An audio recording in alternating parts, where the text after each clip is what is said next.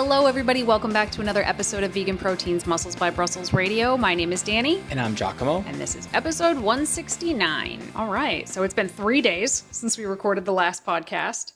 Look at us, like 5 days ahead this time. Very exciting. But not much has happened in between then and now. Although I did somehow dodge a stomach bug. So when the kids were here last weekend, poor little Des was throwing up all night. Yeah, your mother called him out and she said, "You're faking, you're not sick," but I could see like some part of her, she was like thinking he really was, but we weren't sure. That was probably more wishful thinking than anything. So true. He was sick all night, but everybody else felt fine. So we were like, okay, maybe he just had a little food poisoning. He was fine the next day, like a 12-hour thing. The following day, Daisy started throwing up. And then my cousin who was here got sick, and my uncle got sick. And I was sitting there on Tuesday morning, just like, no, please God, no. I woke up with the worst headache all day. I was like, is it gonna happen? Is it gonna happen? And didn't happen. And then Giacomo was like, wanna go to the gym at 7 p.m. tonight? And I was like, oh, that's late, but okay. So we go to the gym, get all our stuff out of the car, walk up to the door, and there's a sign on the door saying, the gym will be closed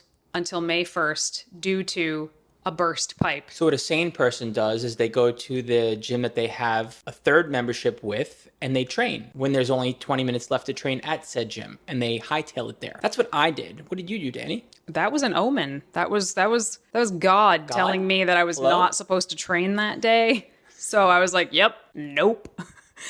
God is stopping me from having an episode in the middle of the gym that will require me to move to another state. Yeah. But anyway, dodged it. All I ate that day was like simple carbs though. So that's a good example of a day when you do not try to hit your macros. You just do what will work. In non-godlike stuff that happened in my world is I actually caught a little bit of luck, because as it turned out when I went to get my oil change, and I was like, hey, Mr. Mechanic, it sounds to me like a strut is messed up on this car. It's making a little creaky noise. And he takes me into the bay where the car is jacked up and he says, you see this tire right here? I look at it, he goes, you see how it's bellowing out in the middle? And I was like, oh yeah. I was like, how did I miss that? I looked at him, I said, I drive really fast. What could have happened? And he goes, well, this tire would have blown out. And unlike a tire that you just get a flat on, it would have exploded and you could have spun out and stuff. And I was like, well, what's next? He's like, well, I need you to sign a piece of paper saying, I recommend you do not drive this car home. I said, what happens if I do? He goes, well, if this thing pops, it's going to be a real bad day for me. So I drove it straight to a tire shop and I got tires in that bad boy, because you don't want a tire to blow out apparently. Thanks for keeping us safe, Giacomo. Always keeping us safe. Cars are not my thing. I am afraid of car crashes. Giacomo drives too fast. Everybody tell him to not text and drive, please. Everybody watching this, in the comments down below or email us, let's talk about texting and driving and how terrible it is. I'm counting on you right now. But texting and driving is not what we're talking about today. What are we talking about today, Giacomo? Danny, vices. All kinds of vices. Are they good? Are they bad? What exactly are vices in terms of this? Yeah. So I think most people are aware of like the big vices, drinking, gambling, sex, food, smoking, like drugs. People oh, these are really intense, bad vices.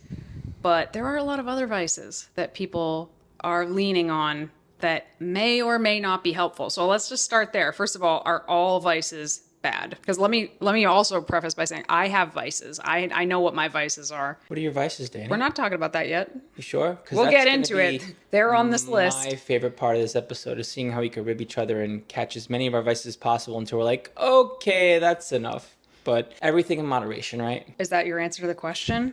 No, I'm not answering the question. Vices are things that you do. You probably don't want to do all the time or do too much of, but a little bit of said vice, like watching, 3 or 4 episodes in a row of your favorite show, could actually be beneficial in some way. It's something that you don't normally do routine-wise, but you decide, okay, I'm going to do this thing, whatever it is. Yeah, we all engage in some little things every day that they aren't actually a problem. And I think that that's the key point, right? For example, although I don't recommend it, some people can go out and have a drink here or there and they get to enjoy time with their friends and relax and de-stress, and it's really, no harm, no foul, right? Some people can't do that. Some people end up going out and having drinks every day and spending a lot of money and, really hurting their health, et cetera, et cetera. That would be not good. So I think for me, the line of like when does a vice become problematic largely comes down to how much is it interfering with your day-to-day life. Are any major areas of your life suffering because of that vice? How do you even gauge that? Depends on what it is. Well, let's give an example and break it down. Examples of it interrupting your daily life. Is it preventing you from doing your job as well as you could? Is it causing any kind of health issues? Is it causing financial strain in your life? Is it causing relationship strain in your Affecting your life? sleep? Do you feel like you're out of control with whatever it is? Like when the answer to any of those questions is yes, you should probably start to take a look at them. Again, we're not talking about drinking and smoking and drugs and sex and rock and roll. We're talking about other hidden vices that are in people's. Okay. Well, I think for this podcast, food is obviously going to be a real easy one because we could think about ways you wouldn't normally eat, like snacking while you're watching TV, for example. This is what Giacomo does. I make these epic lists with details, and Giacomo just rattles off all of them in one sentence, and I'm like, okay, I don't know what to talk about for the next 40 minutes. That's not necessarily true. Okay, go ahead. Where did you get this list from? Everyone's dying to know. My brain. Oh, okay. Go ahead. What? So this is the difference between you and I.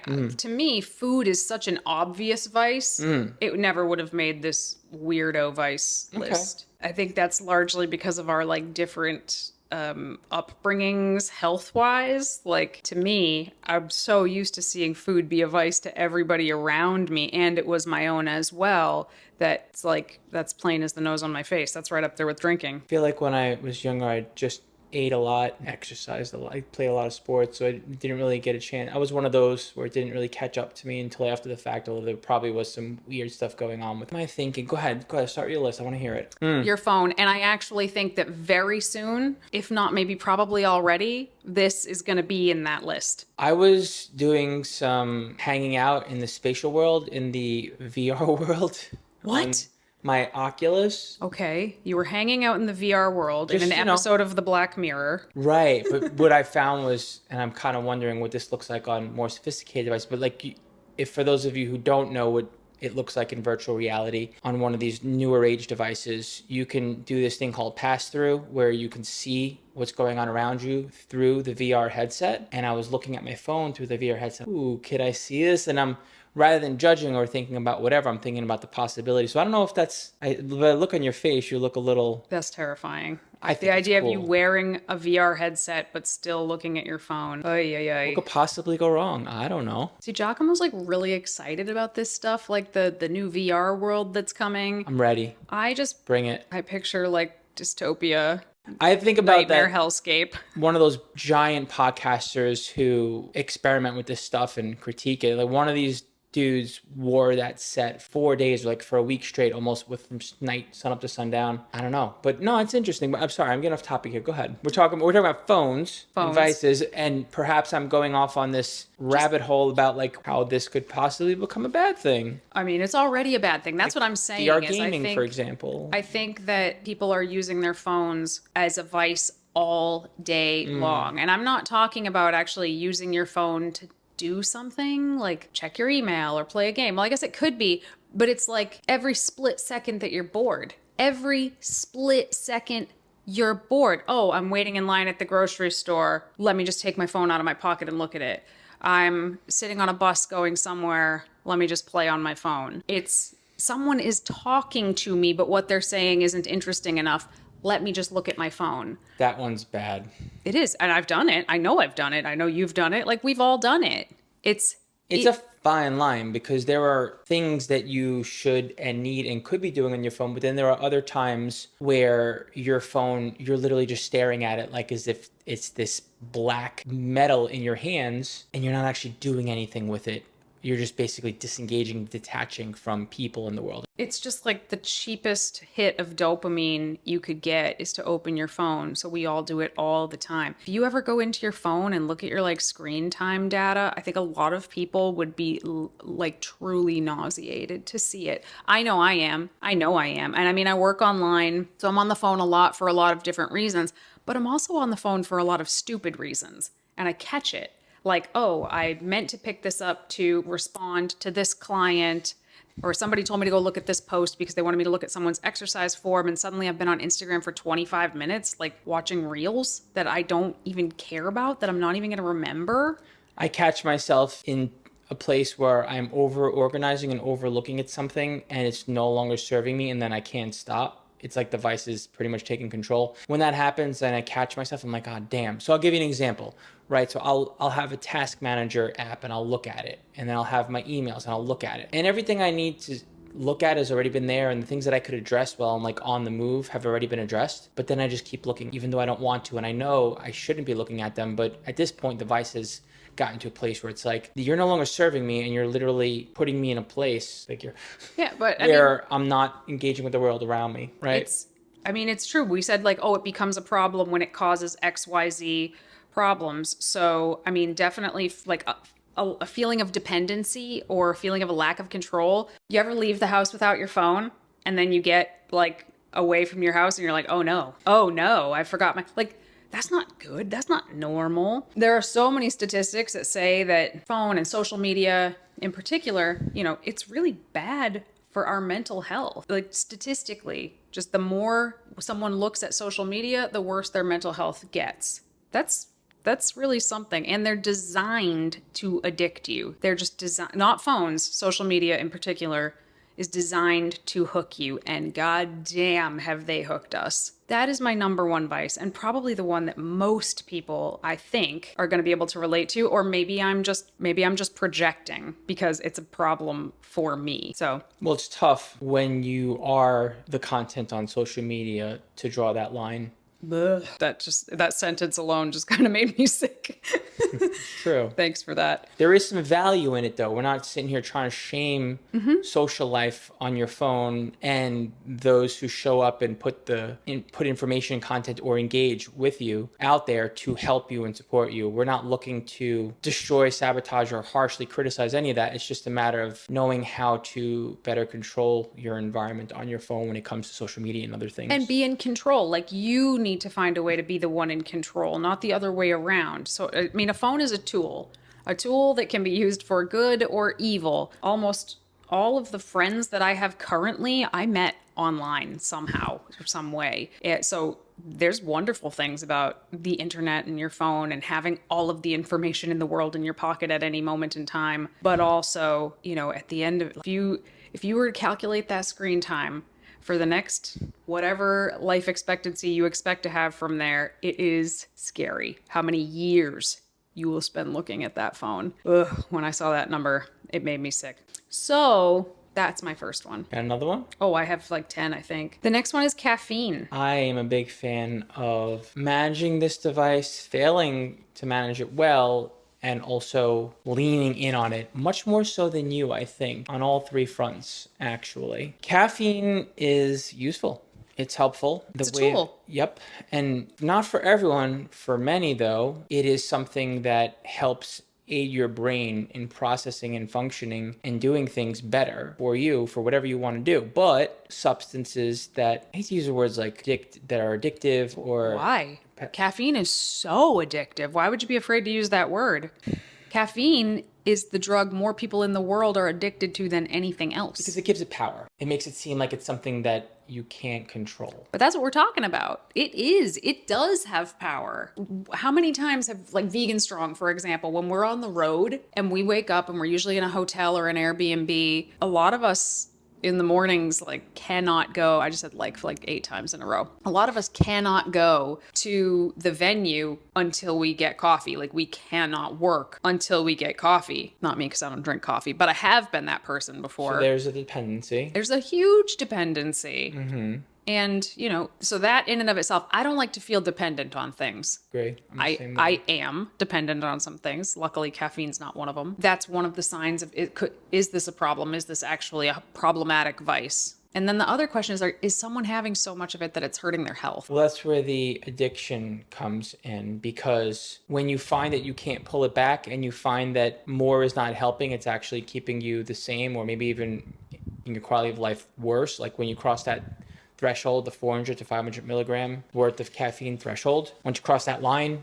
and you need to just to have the same effects that are beneficial and the effects that are negative start to outweigh the beneficial effects, and you can't pull it back, then you're like, oh crap, this is addictive. And there's that trade-off where you don't want to compromise what caffeine is doing to help you out for a couple of weeks just to like give your body a break and give your brain a break, which that's when it becomes. Yeah, I think that, again, I do think caffeine can be a useful tool, but a lot of times folks are having health issues, I guess, without even realizing that it is directly connected to their caffeine intake. They're not sleeping well. Their stress, anxiety is through the roof. They are constantly fatigued. They're exhausted. There is no amount of caffeine they could have that would make them not exhausted, but they're still like jittery and anxious. It's, you know, their stomach is all acidy and upset. It can absolutely be a problem. And then the kicker is when you try to walk it back, when you try to walk the amount of caffeine you're taking in back, punished. you feel like garbage. Well, in some ways. In other ways, you can tell that your body's healing up. But you're so tired. And you also know that should you go back, which most people do, that the caffeine is actually useful again without as many side effects. Robert tells this story in some of his talks, so I don't feel like I'm outing him here. But Robert Cheek actually is a lifetime drug-free, drink-free person. He's never took a single puff of a cigarette or a single sip of a beer, nothing. Robert has done nothing like that in his whole life, which I think is amazing. But one day he realized that he was drinking like 10 yerba mates a day. And I don't even think he realized at the time when he started drinking it that there was caffeine in it. And he was drinking so much caffeine via yerba mate that it was a problem. He was spending so much money on it. I know this sounds funny. Like if someone's ever had like a hard drug problem, it sounds funny that yerba mate could be a thing, but he was spending a lot of money on it. He was having health issues from it. He decided to stop, and he swears like he literally laid on the floor for like 2 weeks straight because he felt so bad. He also, I think, cut it cold turkey, but that's just one example. I remember stopping drinking coffee when I was like 16 or 17 years old, and I felt like I wanted to die. The caffeine headache was so bad. The first time I tried was in like my early 20s for like a year or two. You're Italian. You guys put coffee in your milk for babies. We sure do. So what do you mean you tried it for the first time when you were 20? No, stopping. Oh, stopping. Gotcha. Silly me. I got that backwards. The headaches are brutal, right? Mm-hmm. So when you say, oh, I don't want to use the word addicted, no, that's what it is. That's what it is. Right. Are we relying on it too much? That's a question for every single person individually. I'm not saying stop using caffeine entirely, but, you know, just ask yourself, like, am I leaning on this too hard right now? Mm-hmm. Are there problems coming? Hidden vice. The next one that I have here is procrastination. Oh, this is a toughie, because you can justify procrastination if what you're needing to do, you're procrastinating on by something else that you also... Or, yeah. Giacomo does this. He does it all the time. But you can't say anything because what is he doing instead of the thing he needs to do? He's cleaning. He's like cleaning the house, which is amazing. I don't want to stop somebody from cleaning the house, but also you really need to be doing this other thing. How about when we were running Plant Built like 8 or 10 years ago, and we had an entire team of like 30 people waiting on us, and I was building a real life cardboard cutout of the first world of Super Mario Brothers for like 50 hours inside of 3 weeks. That was procrastination. I don't even know what he's talking. I must have suppressed this memory. Really? Oh yeah, I don't remember it at all. I even think we had friends over looking at what I was doing, and they're like, dude, shouldn't you be working on Plant Built? I'm like, I'm just really enjoying this feeling of Plant Built while I sit here with a cardboard cutout of one of my favorite video games, and I spent an exorbitant amount when I probably should have spaced that out a little more. That was bad procrastination. I'm capable. Yeah, and a lot of people use procrastination as a way to delay something that they think is going to be uncomfortable. But of course, in doing that, there's a good chance it's going to be harder and more uncomfortable than if they had just done it, with an exception. What is something that's an example of you procrastinating? I'm curious. Having a hard time thinking about this. Yeah, I you definitely procrastinate in some ways. Let me give the caveat. Different though. The caveat, the one exception. Folks with ADHD absolutely procrastinate, no question, but actually seem to perform better with tighter time frames. So one of the things you could do if you're that person is give yourself like a false deadline, or have somebody else give you a false deadline. Like, this needs to be done by this time. Because if it's a short period of time, you'll do better than if it's like, okay, do this in 2 weeks. Then a lot of times folks with ADHD will just wait 13 days and then do 2 weeks worth of work in one day. Dang, that seems like a mean little trick. Yeah, but it's effective. You know, and part of the reason I think people do this is, one, maybe the task is just boring and they don't want to do it. They can think of 100 other things that they would like to do, but they are largely just creating more stress for themselves by being avoidant of the thing that they should actually be doing. But, you know, again, all of these vices can also be beneficial in moderation and when used properly. Yeah. So you asked what is my version of procrastinating? It is exactly that, what I just described. I'm not late getting anything done. I won't get my work done late. I won't get my whatever chores done late. I won't pay a bill late, but I will do all of those things at the last second furiously. Okay. I mean, you've seen me do that, right? Like, get some task done in an incredibly short period of time, and you're just like, what? I'm just like, I don't know. But, you know, I wasted the last 10 hours doing nothing, but now this has been done in 30 minutes. So that was a day well spent, wasn't it? No. So if procrastination, watch yourself, see if it's becoming a problem, especially because if you are being late with things like paying bills, getting your work tasks done, doing the things you said you were going to do for your family, it is going to become a problem. They are going to assume you're lazy, even if you're not. Procrastination is not laziness. They're different things, but it'll be a problem. All right. Number 4, binge watching. You're bigger on this one than I am. I feel like I've dug my heels in the sand, as most couples do when maybe you share the same thing, but one of you pushes back when the other one enjoys it a little more. Because I used to binge watch stuff with you, and I enjoy it, but I have my limits. Well, you can go. What is binge watching? Let's define it. First of all, Okay. I actually don't know what the real definition of it is. Sure. But I think watching like a couple of episodes of something in the evenings is not binge watching. No. Watching an entire season of something in a day is binge watching.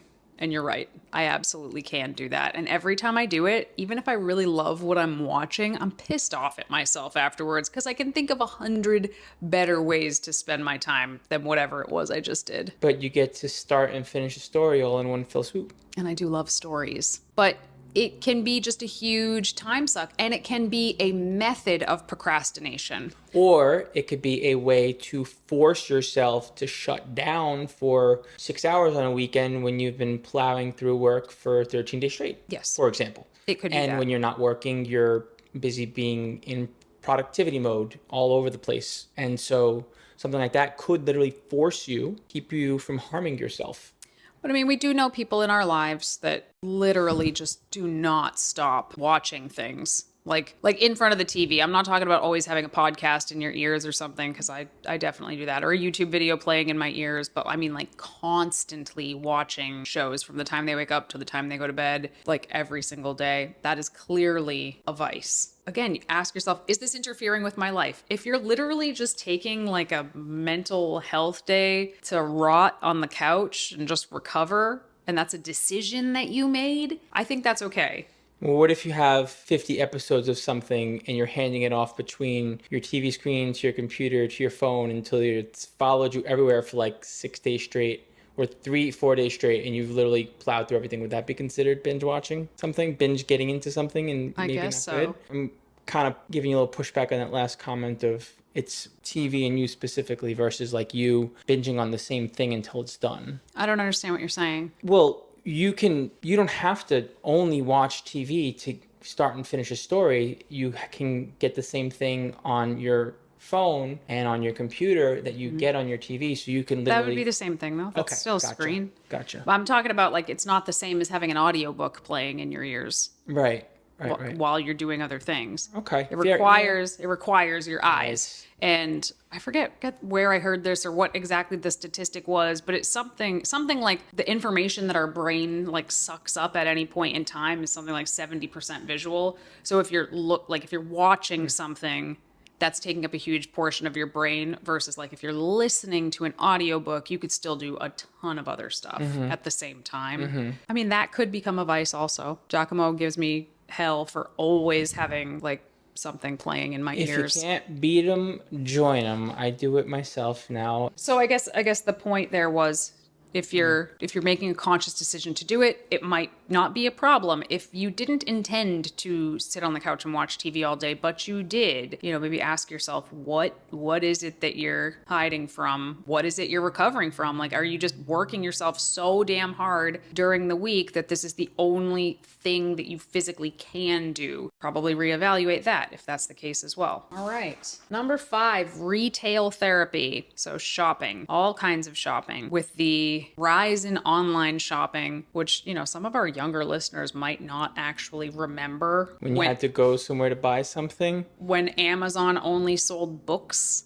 So you Right. had to go places to basically buy anything else Mm-hmm. or find some weird obscure website that sold the thing that you were looking for. And there were like weird return policies. Like it was different. Certainly there were people that still overshopped. Oh my God. My grandparents bought so much stuff on the Home Shopping Network, on TV and QVC and all of those channels that like when you were a kid you just flipped through because who wanted to watch that? My grandparents wanted to watch that.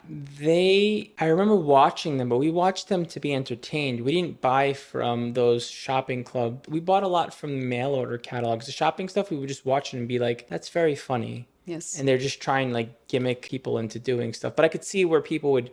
I'm not talking about an infomercial because those were really Home fun to Shopping watch. Network and stuff. Really, I thought that was super boring. It would just be like a lady in a sweater. No, we would look at it Look at and this sweater. get a kick out of how they were just changing the prices to try to like encourage people to do stuff. But the catalogs, on the other hand, that we got into. Yeah. We did catalogs too. Parents would hand you a catalog and be like, circle what you want for Christmas. Online shopping has made it easier than ever to click a button and get this big rush of dopamine that you bought a thing and it's going to be here in like 2 days or less sometimes. And that obviously can be very destructive in so many ways. One, your wallet, obviously. Like, think about all the stuff. If go through 1 year, no, actually, we have to do this every year now because of the business.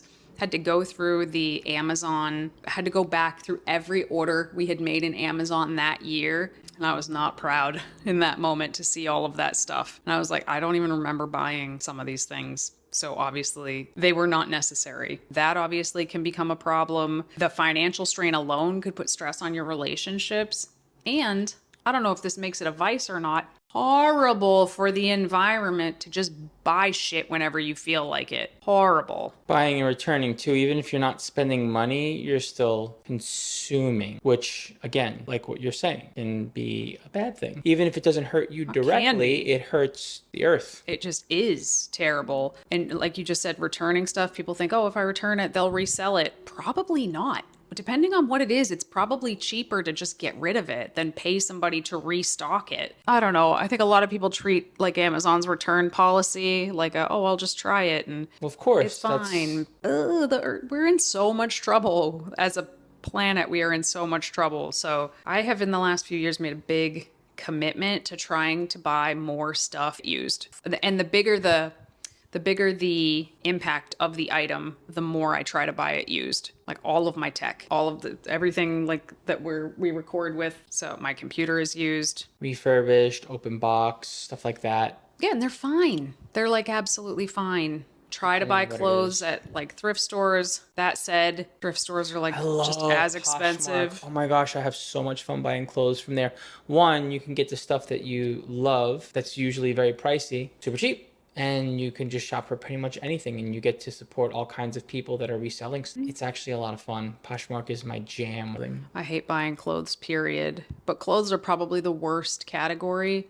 I think clothes are the worst category because with like Shein and Temu, clothes are literally just designed to fall apart. That's why they can sell them for $1. Fast fashion. That's a different topic. I could talk about fast fashion a lot because I think it's a huge problem, but that is kind of outside of the scope of vegan health and fitness here. Sure. Shopping online in general, you got to watch yourself because it can become a slippery slope. Again, going back to the phone one, like the phone and the scrolling, I installed an app on my phone that basically allows me to program my phone to just not let me into certain apps for longer than a certain amount of time or not let me into apps at a certain time. I cannot get into my shopping apps at all after 8 p.m. because every stupid purchase that I have ever made has happened after 8 p.m. from my phone in a shopping app. Can't even go to the apps. I'm locked out of the app store. I couldn't re-download other stuff if I wanted to. You know, you can know yourself and find ways around a lot of these things if you feel like anything really beyond this list is starting to become a problem. There's workarounds for them. And it's better to catch them before they're a huge problem because then it's a lot harder to fix. The next one is staying up too late or just neglecting your sleep in general. Right, because you could also wake up super early, for example. Just basically the time that you should be dedicating to sleep. All right, I think staying up too late is the common one. You're the only weirdo I know that gets up at 3 a.m. Not true. It is. It absolutely is. Okay. But staying up too late, I mean, how many of us have done that? Like the day is over, work is done, nobody needs anything from us, and the world is asleep. Why would you want to waste that time with your eyes shut? You might as well stay up and enjoy it, right? No, because the next day is going to be so much crappier if you got a bad night's sleep. But I understand why we do it because I am so prone to doing this. If I don't force myself to go up to bed at like 11:30, I could stay up till 3 a.m. like easily. They call it something recently. It was like rage procrastination or revenge procrastination. That's what they call this, the staying up too late, because you're so like resentful that people need you all day. Like the world needs so much of you all day long that when it's nighttime and nobody needs you anymore, you get your revenge, you get your you time back and you stay up really late, but it will mess you up very quickly. Well, yeah, you're losing out on sleep, your routine gets thrown off, you start to have to catch up with stuff, and you're playing that slippery slope kind of game where you're losing time and your responsibilities are piling up. And your health will take a hit. Your health will absolutely take a hit. Just a few nights of crappy sleep. For certain periods of time when there are deadlines or big things happening, or for certain periods of time where you're just in the mood for a little whatever. What's so funny? Why are you laughing? We could have called this podcast Danny and Giacomo Justify Their Vices. Yeah, I can hear what he's doing right now because, yes, of course, there's times where you have to work harder, but that brings me to my next one, which is overworking. Like being a workaholic as a vice. As a vice. As a vice. As a vice. Right? Yeah, so... Just because. I mean, a lot of people have jobs that demand a lot of them. Mm-hmm. I get that. Our jobs demand quite a bit of us. There are some people who, for whatever reason, they either can't shut it down, even though they could. Like, they don't have to be still working. They could shut it down, but they, like, can't get themselves to do it. That's just, like, a weird addiction going on. But there's also a lot of people that are working well beyond what they have to avoid other areas of their life, to avoid maybe their family, to avoid maybe their spouse, to avoid housework or whatever stress is going on at home. They're using it as a distraction from other things, as a vice. Oh, this is a hard one to talk about. I have so many feelings. Thought you might. I figured you might. Well, yeah, I'm at a bit of a loss on this one, being a business owner and growing business and knowing what it requires out of you versus someone else who is not a business owner. I'm comparing where they could put extra into their work to like get ahead, but like they technically don't have to and maybe not necessarily should. This is a little trickier when you run your own business. I don't know. I don't know. I don't know if it is actually that much trickier. I mean, it can be. I think most jobs have their like busy seasons of the year and slower seasons of the year. And our work is it's the same. Like there's busier times and slower times. So yes, there will be times you have to work more. but are you also working less during the other times? Like deliberately trying to continue to seek out that balance as best you can. Because to me, this is very akin to like overtraining and under eating, thinking it's going to get you to your results faster, grinding yourself into dust at work. While it might seem like it's getting you ahead, if you burn out, you're screwed. Like, you're not going to be able to perform at all. Did you know that they're actually adding burnout to the DSM-5 as a diagnosis, as a mental health diagnosis, because it has become so common in the last few years? Burnout, which additionally is like from work. Like work just grinding you down until you kind of never want to do that thing ever again. You don't care about anything. You're exhausted. You're miserable. Let's avoid burnout, overworking and using it as a crutch and patting ourselves on the back for it, thinking that we're some kind of hero for putting in all the extra time. We've all done it. Oh, it was so crazy. I worked 80 hours this week. Like, that shouldn't be a great job. That should be a, oof. What are you going to do about that next week? Like, you can't sustain that. Oh yeah, there's no pride in any of that. It's a matter of feeling like you should or obligated. There are people out there that your hustle culture, that's what you're talking about. No way. No way. Yeah, unless you're just so far into it that now there's no turning back. You're like past the whole hustle thing and now you're just too far gone. And this is why I say it's easier if you catch these things early, because if you catch them early, you can kind of nip them in the bud before they become a big problem. If something is a big problem and you're like in too deep and now you can't stop, that's going to be much harder for you to come back from. And unlike some of these other things, online shopping, like theoretically, you're going to spend a lot of your life at work. A lot of your life at work just normally. We're talking a third of your life without doing any extra will be at work. That's a scary statistic if you want to do like, oh, I don't know, anything else with your life. He's going to disagree with me all day on this. Probably. The last one that I see in our audience a lot, and I almost didn't even know what to call this, was over planning, or sometimes it can be called an paralysis by analysis. I actually don't think it's that. I just think it's over planning, like spending all of your time on the thinking and the planning and the getting ready for whatever it is, but never actually doing the thing. Or almost as bad, doing a thing, but having been so hung up on the planning aspect of it that you're not even present for the thing you wanted to do in the first place once you actually do it. Because you just planned so much and you can't even get into whatever it is that you plan for, like a party for whatever, a project. That happens too. I don't really see that happen as much. I do see people obsess over reading about the perfect nutrition timing for pre and post workout and exactly what kind of bicep curl they should be doing to hit the brachialis better. Like, I'm talking like down to the finest details. Right. And it's like, what are they doing Yep. with their nutrition and their training? Nothing. Yep. Nothing.